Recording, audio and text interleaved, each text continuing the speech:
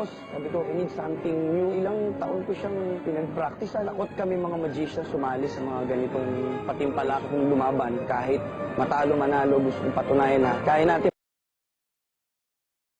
mga magician dito sa Pilipinas na makipagsabayan sa mga ibang talento. Gusto kong patunayan, maging sa mga magulang ko, bago mawala sa mundo ang mga magulang natin, nakita nila na anak nila nakapagbigay ng konting marka sa bansa natin. With her signature act involving very delicate and sensitive butterflies, from Quezon City, give it up for Alakim!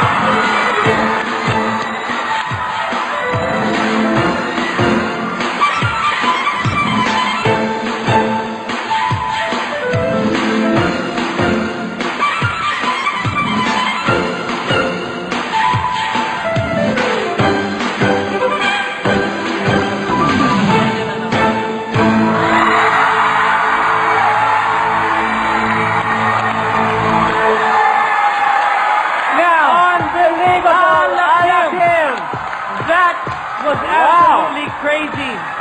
Ang galing mo, Alakim. You make us believers in magic once again. Now, grabe yun. Natulala ako nun. I have one quick question for you. Na-pressure ka ba? May pressure, may kaba ka ngayon kasi ikaw lang ang nakapasok sa lahat ng magicians na pumasok sa Pilipinas Got Talent, ikaw lang ang nakaabot dito. Anong pakiramdam mo ngayon? Nakakalungkot po. Kasi halos ako na lang yung, ako yung representative ng mga magikerong Pilipino para sa patipalak na to. Pero kinausap ko lahat ng mga magician. Sabi ko, huwag tayong mawala ng pag-asa. Kaya nating humilera sa mga pangkaraniwang talento.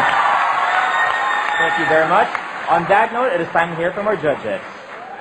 Ako muna, you mesmerized me. Straight to the point. You are so good.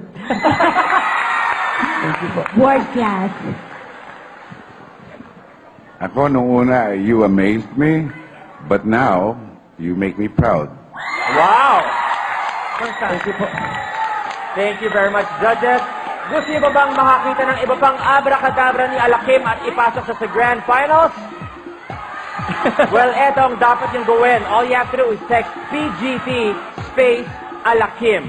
Oops, mamaya po ang botohan. Tandaan, walang labis, walang kulang. PGT space Alakim. Alakim, again, thank you very much. Good luck. And we will Thank you see very much. Unbelievable job, bro. Galing. Thank you. We'll see you later on.